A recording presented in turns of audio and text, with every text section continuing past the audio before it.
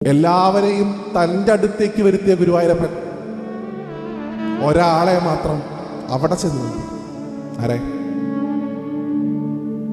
കുറൂരില്ലത്ത് ഗൗരി അന്തർജനം സാക്ഷാൽ കുറൂരമ്മ. 12 വയസ്സിൽ ഭർത്താവ് മരിച്ച സമയത്ത് വിധവയായിട്ടുള്ള ബ്രാഹ്മണ സ്ത്രീക്ക് ക്ഷേത്ര ദർശനം അനുവാദമില്ല. ഗുരുവായൂർ വരാൻ പാടില്ലായിരുന്നു. ഗുരുവായൂർ വരില്ലെങ്കിൽ എന്താ പ്രശ്നം? എൻ്റെ അമ്മയെ കാണാൻ ഞാൻ അങ്ങോട്ട് പോകും എന്ന് പറഞ്ഞ് ഒരാളെ കാണാൻ വേണ്ടി മാത്രമേ ഭഗവാൻ അങ്ങോട്ട് പോയിട്ടുള്ളൂ. അത് ഗുരുവമ്മ. അതാണ് അമ്മമാർക്ക് ഗുരുവായൂർക്ക് കൊടുക്കുന്ന പ്രിവിലേജ്.